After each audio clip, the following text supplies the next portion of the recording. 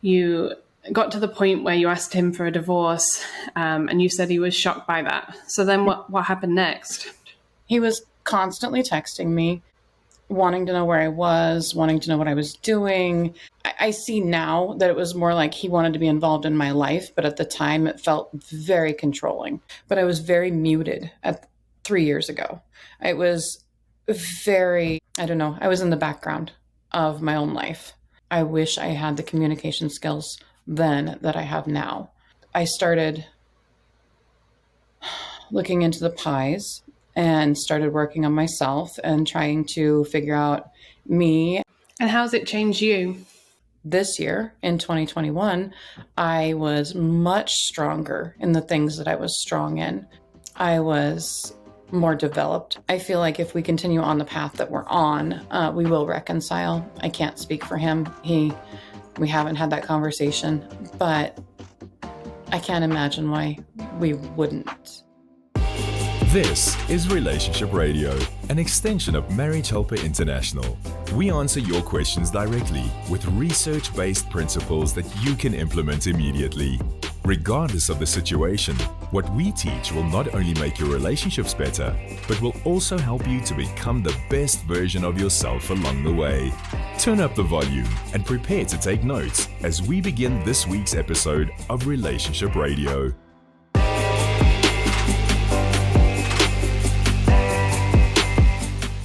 Hi, I'm Gemma. I'm on the leadership team at Marriage Helper, and today I have the privilege of hosting Relationship Radio. I am joined today by one of our amazing clients, Amanda. So hi, Amanda. Hi, Gemma. So today we're going to hear a little bit more about your story, Amanda, and what brought you to Marriage Helper. So Amanda, tell me a bit more about how you first met your husband. At my graduation from high school, my husband had a cousin who was in the same graduating class, so we actually met that day. We were both 17, and we started dating just right away. So how long did you date before you got married?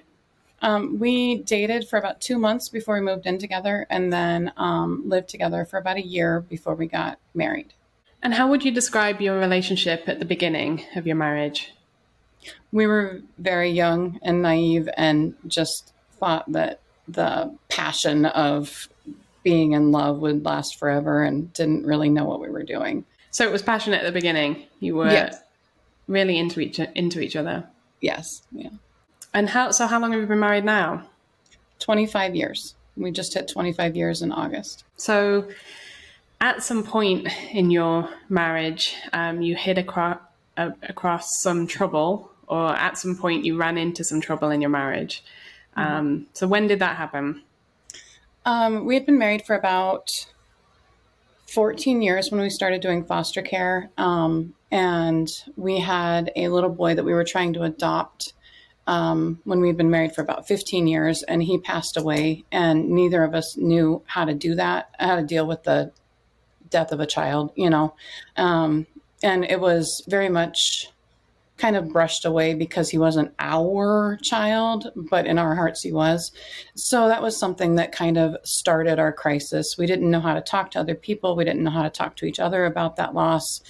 We just tried to move past it. And then we had some other things that happened that took us out of foster care and kind of just rocked our world.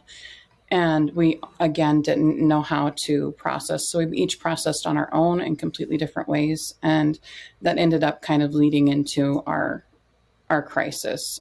And it was just mostly a lack of communication and a lack of knowing how to communicate about hard things. Right. And so what was your initial reaction to that? How did you kind of cope with what was going on? I spiraled out of control. I identified myself as my value was in being a mom. And even though I had 3 biological children, because I felt like a failure in that foster care realm, I just kind of spiraled out of control. I didn't know what to do with myself. I didn't know who I was. I didn't have anybody I could talk to, including my husband and I, we didn't communicate about emotional things or hard things. We either fought, yelled, screamed, and then went silent, or we were just started at silent and continued there. So it was just something that we didn't process, and I was trying to process it on my own, and I didn't know how. And to me, because I was so hurt and out of sorts and didn't have someone to lean on, it was really easy for me to think that another marriage would be a good solution. Like, let's just be done with this one. We've gotten everything out of it that we can, and we aren't good together. So let's just move on. And so I detached from my husband emotionally, not really physically. Like, I was still there, but he was out of town a lot. He worked out of town a lot, which was a huge battle that we dealt with. I didn't want him to work out of town. I wanted him to be home. He wanted to make the most money he could, which usually meant he had to be gone a lot. So we were kind of living a weird, separated yet married, most of the time we were not together kind of life. And I just started turning away from him for my needs and my wants and my desires, and trying to throw myself into the boys and just different things at church, and trying to be involved with anything and everything that didn't involve my husband. And that made me feel like I didn't have a partner, even though he was right there. So I thought divorce would be the best answer for us to both be happy. That must have been a really hard time. So how long did that go on, that detachment? It was about a year or so. And then I told him I wanted a divorce, and he was devastated. He didn't see it coming, because nothing had really changed on his side other than, we had some hard things happen, but we got past them. I think we both thought we got past them because we weren't so sad anymore. We weren't crying frequently. We weren't, we were able to kind of shove it away, push it down. So we felt like we were over it. And so he didn't really see it coming. Looking back, even now, I don't see how he didn't. I think it was just that he didn't think that I would ever go anywhere. If you could go back to the time when your child died, how would you have handled that differently, or what would you have done differently? So at that time, I asked my husband if he would go to counseling with me, and he said no. He didn't feel like it was necessary. I asked if he would do counseling through our church. He also didn't feel like it was necessary. Had I known now what I know then, or, what I should have known then, I would have started going to counseling myself and taking care of myself first, and either been able to help him or been able to be, he could see me healing or something, and maybe he would join me at some point. But instead of focusing on us having to do everything together, and if he wasn't in, then I wouldn't do it, I needed to learn how to focus on me first. That's what I would do. And communicate. Oh my gosh, so much more communication, even the hard stuff. I'm so sorry for your loss and everything you went through, Amanda. Must have been very difficult. It was. So you were in that position for a while. You got to the point where you asked him for a divorce, and you said he was shocked by that. So then what happened next? He pushed really hard. Now I know, because of Marriage Helper, I know what that means, but he pushed really hard, and that pushed me further away. It just kind of sunk in my decision that this wasn't right, because even when I said, I'm done, he couldn't do what I needed him to do. He still wouldn't go to counseling. He was just kind of trying to overdo it. It felt like he was trying to make up for lost time in a lot of ways. And so it just pushed me further away. And then I don't exactly know what the point was, but at some point, I think it was when he stopped pushing and started just detaching himself, that I realized that I actually did kind of want to work this out and hold this together. And at that point, he had switched. He was just done. And if I didn't want him, fine. And he's, going to move on. We're going to divorce. Let's wait give it a little bit of time and get everything sorted out and have an amicable divorce. And that was when I decided that I didn't want to destroy my boys' life to try to find my own happiness, when there was a perfectly good man right there. And I saw that while he was doing the pushing, I saw little glimpses of the man I fell in love with and the man that I wanted to be with. And I tend to take the easy way typically. And I was like, it's just so much easier to stay married to the man I'm married to than to start over. And so I desired to try to repair what we had and salvage what we could. Yeah. So I'm intrigued, and I know some of our listeners will be intrigued.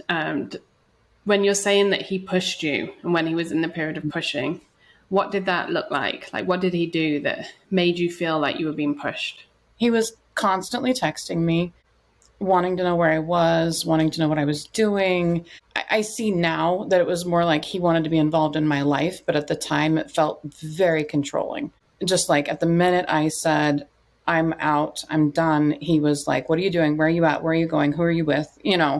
And doing all of those things. He was genuinely trying to be involved and be interested in my life and, be as close to me as possible. He, if I was in the kitchen, he was in the kitchen. If I was in the living room, he was in the living room. If I went to my bedroom, he followed me downstairs. And I just felt completely smothered. He was trying to give me the attention that I had desired for the last almost 20 years, and that had faded over those years, of course. And it was too much all at one time. And it just felt very controlling, very smothering, very it kind of solidified in a way at that time. It solidified, yes, I definitely don't want to live like this. So I've made the right decision. I want out, and this isn't going to work.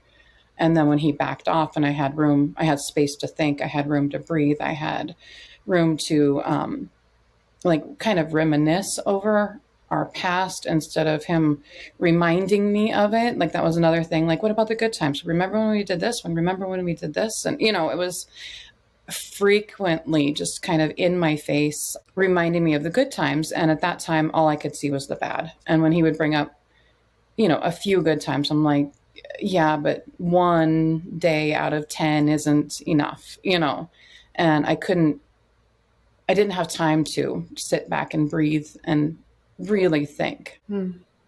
Yeah, that makes a lot of sense. So in your journey, at some point you came across Marriage Helper. So how did that happen? My husband actually Googled something along the lines of what to do when your wife wants to leave you, something along that line. And this was back in 2017, I think.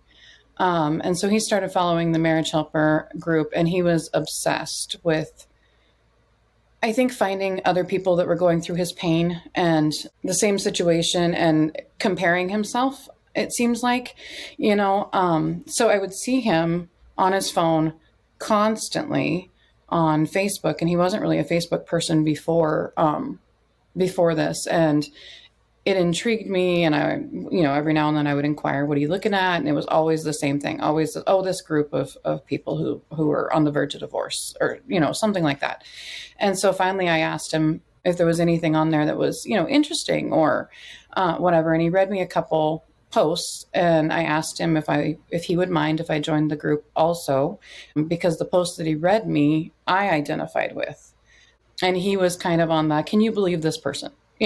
Like what they did to their husband. And I was like, kind of can, So I don't even remember who it was, but I saw just kind of a glimpse of other people that were in my situation, not just like betrayed, and not just someone who had been left and their wife just walked out or whatever. It was someone who had betrayed their husband. And so I started kind of following the group, commenting here and there. I would always make sure that he was okay if I commented, like, oh, we had a similar situation or whatever. I read every comment to him before I posted it, and that was on the group that we were both in. Then I started looking into the pies and started working on myself and trying to figure out me. And I think somebody made the comment that like you always have to put on your own oxygen mask and take care of yourself and stuff. And I started really identifying with that and feeling like well, maybe that's what I need to do, is focus on me first, and then maybe he'll come around. If not, I know I can move on. I was ready to in 2016 or 17 or 2017, I think it was. So I can make that decision at any time, but I can't make the decision to keep my marriage once I've gone through the whole process. Divorce is the final for him. There's no going back. I can't say that now, but at that point, 100%, like if I divorced him, that's it. We're done. So I felt like I can do this. I can do this for another day. I can do this for another day. And I would just take it one day at a time. And when I would be ready to quit, I would say, well, I'll give it 24 hours and then see how I feel tomorrow. And usually by tomorrow, I would feel at least differently. Maybe not like, okay, we're going to reconcile, and I'm going to do everything I need to do to get him back, but not as hopeless. So I just took everything one day at a time. Yeah. So you mentioned two things that we have at Marriage Helper, which for people listening, you can join. So one of them is a free Facebook community group, which you apply to join. You have to sign up to the community rules, but it's basically a group of thousands of people who are trying to save their marriage. It's the Marriage Helper Save My Marriage community group. Mm-hmm. And so there's, as you say, Amanda, tons of people in there in the similar situation, plus our Marriage Helper admins who provide resources and answer questions. So that's a great group. And then you also mentioned PIES. So that's our Art of Attraction Toolkit. It introduces the concept of PIES, which stands for physical, intellectual, emotional, and spiritual, and being able to focus on yourself and become the best version of you that you can be as a foundation to any relationship or any interaction that you are having, but especially in a marriage, and especially if you're going through a marriage crisis, that's a really great starting point. Mm-hmm. So Amanda, so there you were, start taking it day by day, working on your PIES, and anticipating. So at what point did your relationship take a turn to the better? At what point did things start to improve? Well, there was a couple different times that things have improved somewhat, but things got way worse first. So in March of 2018, we went to the Marriage Helper in-person couples workshop, and we went all the way to Tennessee. We used our income tax returns. It was our kind of Hail Mary before we got divorced. I asked him if he would do it because through the group I had heard about it, and I asked him if he would do it with me for the boys, for our communication, so we could learn how to co-parent. At that point, we were talking about nesting, so the boys would live in the home that they've always been in, and we would share an apartment, a small like studio apartment. And we had decided to move away from that idea at some point. I don't really remember the timeline. And just live in separate rooms in our house because he was gone 2 to 4 weeks at a time. And there wasn't really any reason for us to do that if he wasn't going to be home most of the time. But we had this nesting idea. We were going to, when the divorce was final, we were going to either live in separate rooms in our home, and then I would be kind of scarce when he was home, or we were going to get a small apartment. And I said, well, before we go to those expenses, why don't we do the Marriage Helper workshop? And he said he would go to learn how to co-parent. At that time, it was March of 2018, and they were still doing it. It was, pre-COVID, so that was the norm. There was no online options. So we went to that mainly for co-parenting ideas, to learn how to communicate better, and to, just kind of learn how to be divorced. And that was kind of the plan. We both really got a lot out of that workshop. I think he said, one of the comments that he said, and we discussed that, was that he wished that there was a premarital workshop, because had we known all of those things beforehand, we wouldn't be where we were at that time. It was just something that he's like, this needs to be in high schools. This needs to be in, everybody's available to everybody, not just people in crisis. And so we, at that time, determined that we were going to, or I asked him if he would wait 3 months after the workshop before he made any decisions. And at that time, we said that when our boys got engaged, we would send them to the marriage helper workshop, whether there was a premarital or not, because just learning all that information was life changing. But it was in his mind, it was too little too late. Again, that's kind of where I was years before. And I knew that I had changed. So I decided to start really just focusing on me and not focusing on him as much as I could, which was hard for me because I identified myself as his wife and the mother of his kids. And that was it. I didn't have an individual identity. I didn't have friends of my own. I just was all in, to our marriage. So we got back from that, and the 3 months passed, and I asked him if he was going to make a decision, and he said on his timeline, not mine. And I said, okay, I can't live like this forever, so I'm going to give you as long as I possibly can to make a decision, but you have to promise me that you're going to make one. You're not going to leave me in limbo forever. And he says, you're not the boss of me.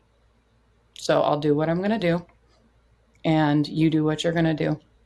And that broke my heart, but it also put me in a place to take what I had learned on the day by day thing and just continue to apply that. Like, we didn't have a bunch of good days, but when we did, they gave me hope, and they kept me willing to keep trying, keep moving forward. And then I saved up some money and saved my marriage course, and joined that group and started getting involved with that group. And that group is for the standing spouse, which I had a hard time identifying as, because I felt like I was the one that betrayed him, but I was the one that was standing at that point. So I joined that. I started working through that program, and it just reiterated, focus on yourself, take your focus off your spouse. And that was exactly what I needed at that time. And what were the key things that you got out of the Save My Marriage? One of them was obviously focus on yourself. Was there anything else that was really pivotal for you? I learned how to do smart contact. I had always kind of done smart contact. I was one of those wives that if there was, say, something that had happened, if I could avoid telling my husband any bad news, I would, if I could deal with it before it came to his attention, and then tell him about it past tense, like, okay, this happened. This is how I dealt with it. It's done. It's good. It's over. So I had kind of been doing smart contact in a not so healthy way, more of a not really keeping secrets, but kind of like, not telling him bad news, not telling him anything that was emotional or might trigger him, just to keep him from getting angry or upset, and trying to keep the peace, like our entire marriage. And so I learned how to do smart contact in such a way that we didn't have very many bad days at all, because there was just no emotional conversations at all. We did not talk about our relationship for, I would say, at least a year, maybe a year and a half, like zero relationship conversations. We would talk about our kids. We would talk about the weather. We would talk about food. We would talk about movies. It was all, I treated him like a coworker in my conversation. It kind of like leveled everything out and gave us a different baseline to work with when we had been a year and a half with absolutely no fights, getting along completely, no problems, no issues, no turmoil. There was a friend of ours that I don't know if I mentioned this, but we had moved into separate bedrooms.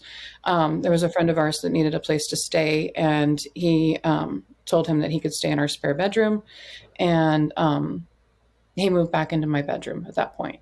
So nothing was ever really spoken of. Like, it wasn't like this big he's moving back into my room. We're going to do this thing again. And we slept on exactly opposite sides of the bed, hugged the corner for like months, but it gave us a completely different baseline to work with. Amanda, that must have been so hard to live like that with this man that, you desire to get back together with. But now for over a year, you are, like you say, treating him like a coworker, not getting emotional, not pushing, sleeping in the same bed on opposite corners. Like, how did you do it? How did you stay motivated during that time? I cried in the shower only because it made sense. And it was the only time I was alone. And then I just had that he's a coworker. We are working together to finish raising these boys. We are doing what we can to maintain the peace for them. And I just put my focus on what was best for them. And, obviously best case scenario would be loving parents who love each other and love you wholeheartedly. But at the very minimum, parents that don't fight, parents that don't make you feel like they're going to leave at any moment, giving them that stability was important to me. So they were my driving force in that situation. So then what happened? Where are we now? Are we up to present day yet in the story? I know. It's like I've got a 5 or 6 year story, so it's hard. So this year I really, last year was COVID. He got laid off at the beginning of the year, so he was home 24/7 for just over a year. We, again, barely talked any relationship talk, but I started inviting him to things that I wanted to go to. And if he didn't go, I would go anyway. And I think he got bored. And so he started joining me more and enjoying himself more, enjoying me more. And we just kind of started dating. And I still was mostly doing smart contact. We would talk about the boys and their future. We wouldn't necessarily talk about us and ours, but I was kind of burning out. I did smart contact for about 3 years and all told. And I think we had one relationship talk in there. And it was one where I said, I think I'm to the point where you need to make a decision. And he again said, you can't control me. And I said, well, I can control me. And there is going to be an end date to this. Like, I can't do this forever. And soon after that, COVID hit. And we were kind of locked up together, and we started kind of building a friendship again. We had kind of an acquaintance relationship before that, and then a friendship, and we did things together, and we just started getting a little bit closer, but it was still really tense. And then after he got back to work, I had a hard time with that because then he was gone again. And I didn't really know what to do with myself. I had started a career 3 years ago, and I was starting to become successful at it. And that kind of scared me because I also felt like if I didn't need him, then I might not make the best decision in an argument or in an emotional relationship talk. So I was trying to avoid that. I decided this year to do group coaching. That was, I don't feel like that was exactly what I needed for me at that time. But that led me into the solo workshop because I felt like that was a little bit more directed toward what I needed for me. And what was it that you needed? What was it that you needed that the solo spouse workshop gave you? The solo spouse workshop, what gave me the ability to really focus on myself. And after going to the Marriage Helper couples workshop in 2018 and then doing the solo workshop in this year, it gave me the ability to look back at where I was in 2018. I went back and I went over my DISC assessment and compared it, and I was in a completely different place than I was. I still had the same baseline, same characteristics. I'm always going to be social. I'm always going to be myself essentially, but I was very muted at 3 years ago. I was very, I was in the background of my own life. And in this year, in 2021, I was much stronger in the things that I was strong in. I was more developed, I guess, as a person. I was coming from a completely different place. I was now the standing spouse completely and kind of in pre-reconciliation phase. So I came to that workshop with a completely different mindset and came away from it with skills that I had kind of forgotten about in the first workshop because I was so focused on just a few solid things like what do we do now? How do we raise these boys separately? How do we, do this? And this time I was, what do I do now? How do I keep moving forward? How do I continue to stand and continue to try to build this relationship and continue to do the things that I know are right? And then what can I do in addition to that? And group coaching helped me with that as well. It was just a little bit different because I felt a lot of guilt being in that group with other women that had been betrayed. I felt like I didn't want to share because I didn't want to hurt them more. So I didn't share much. But some of the tools that the coach gave us were spectacular. I had spent so many years doing smart contact and not pushing and not doing a relationship conversations that I had kind of spiraled into this, like, we're never going to talk about it. I'm never going to get any answers. I'm never going to be told I love you. I'm never, I had grown hopeless. And the group coaching gave me hope again and taught me how to have an emotional conversation without losing control of my emotions. How to have a wise conversation with my husband and know when to stop, because that's something that I haven't been good at. It was like, okay, we're fine. In the past, I always thought we're finally talking about emotional things. I've got to get them all out right now while the window's open. And I didn't know how to set those boundaries for myself. I would just spill. And it was very unhealthy for us because then he was overwhelmed because he's a processor and he needs time to do those things. So he would get overwhelmed and we would end up just yelling and screaming and, crying. And it was just horrible. We've now had, since August, I think we've had 2 relationship talks, just very surface, and they didn't go bad. He didn't shut me down.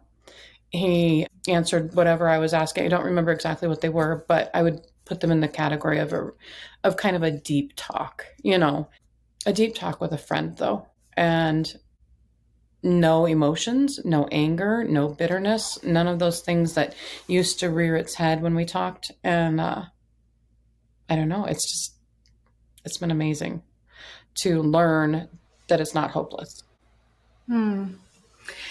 So for those who are listening, we've talked about the 2 different workshops. The first one that you went to with your husband is our couples turnaround workshop, which, as you said, is both online and in person in Tennessee. And then you returned as a solo spouse, which often happens the other way around. So quite often we have people come first by themselves because they can't persuade their spouse to come with them, and then it moves. But you even found, so even after being a couples workshop graduate, you even found that there was information for you. So you talked about the DISC profile. That's one of the assessments that we do as part of the workshop to really discover more about yourself. And you'll do that on the Solo Spouse workshop as well. So what would you say to somebody who is in your position of standing, having stood for quite a while? What would you say to that person? If you can go to the solo workshop, do it. Like it was huge. Not only did I not feel alone, but I didn't feel like I had to kind of guard my paper when I wrote, because my husband's sitting right beside me. And what if he sees my real feelings? I better not put them on this paper, or I better not, answer them out loud, because if I say something that he hasn't heard, then are we going to fight right in front of all these people? I was super high anxiety when we went to the couples workshop. The solo workshop wasn't available at that time, but had I had the opportunity to do the solo workshop and then the couples workshop, I would do them both just like that. You learn so much about yourself in the solo workshop, and it sounds weird because you're talking to strangers, like people you don't know, but also they don't know your last name. They don't know who you are or anything about you. So you almost feel more comfortable sharing. It's not recorded. And when you're talking, so whatever I say is just gone. It's out there. It's not something that your spouse is going to rehash or ask you to explain, or what were you gonna say? You looked like you were gonna say something there. There was none of that. It was so relaxed, and it just informative, but then also I could tell parts of my story without judgment. And that's definitely something that's a little bit different at the couples workshop. And so are we up to present day? Where are you at now, Amanda? He is back to working a lot, which has been a really big struggle all of our marriage. He's working out of town. I haven't seen him. No, I've gone up there a few times, but I haven't seen him for about 4 months, other than a day here and there. But we're talking every day. We pretty much are smart contact. He doesn't need all of the emotional stuff while he's out there anyways. So I try to keep that to a very minimum. I think that we've built our respect of each other back up, and we have that baseline. We're friends that like each other. And that's been a huge thing. I like him again. Like, I've gotten to know him differently now than I did when I was 17, 18 years old. And I feel like if we continue on the path that we're on, we will reconcile. I can't speak for him. We haven't had that conversation, but I can't imagine why we wouldn't if we stay on these lines. It's been a long time though. We started this I think I started really pulling away in 2015. So that's been 6 years ago. And we really hit the hard spot in 2016. So, I've been with Marriage Helper and doing things with Marriage Helper since 2017. It's changed everything. I would have given up. And how's it changed you? How are you different from 2015? I had the opportunity to have a career, and in the past, I never would have sought that out for myself. I would have continued trying to be a stay-at-home mom and doing things out of my home that helped financially. I was bold enough to go out of my comfort zone, and I'm starting to become relatively successful at that. And my husband is celebrating along with me, and that's been really, really cool because I've not really had an identity of my own. I went straight from my parents' house into his house, and I didn't really have this gap to find out who I wanted to be and what I wanted to be when I grew up. And now my boys are close to moving out of the house, and I'm going to be an empty nester. And I needed to find something that would focus and fill my time, especially with my husband out of town. Previously, 5-6 years ago, I would have just sulked and gone into a deep depression and tried to find ways to pull myself out periodically, and only really been alive when he came home from work, and then would just have been super depressed and alone and sorry for myself that I was a married single mom. That was what I called myself because he was not home. And I would have not really searched for pity, but definitely would not have gotten out and gone to events and done things outside of my home that I don't know, that are amazing. Like I'm doing things in our community that are helpful, and I decided I'm better at doing for other people than for myself. So I do a lot of outreach and things for people in my circle and outside of my circle.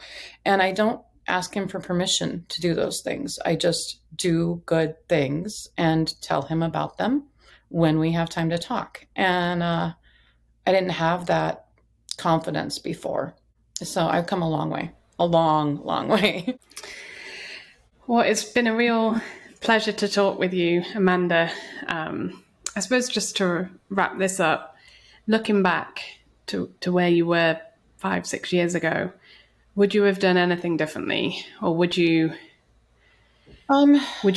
advice would you give yourself back at that time? When our little boy passed away, I would have gotten us in counseling, or me in counseling. I would have at that point tried to learn how to communicate my feelings, my needs, my wants, my desires without pushing him into anger or overwhelming him, I would have learned that I would have told myself to figure out how he processes things, because I'm one of those people that wants to make decisions like, let's do this. It's a good idea. I've done all the research. Let's do this. And he needs a lot more time. I would have learned how to express myself, learned how to tell him, instead of saying, please don't take a job that's out of town, I would have said, I can't do well and function if you're out of town unless, whatever I needed at the time, because I felt abandoned over and over and over, when he would leave. I would have learned how to share that with him. I wish I had the communication skills then that I have now, and the ability to understand him and his side. But I don't know how I would have learned those things without Marriage Helper. I don't know. It's changed my life. Well, thank you, Amanda. It's been a real pleasure talking to you today and hearing some more about your story. And on behalf of everyone at Marriage Helper, we wish you all the best. Thank you, Gemma. Thank you for joining us for this week's episode of Relationship Radio. Please refer to the notes in the description to learn more about any resources mentioned in this episode. Please visit our website at marriagehelper.com for more information about our online courses, marriage workshops, and coaching. We exist to help save marriages and strengthen families. We look forward to interacting with you on the next episode of Relationship Radio.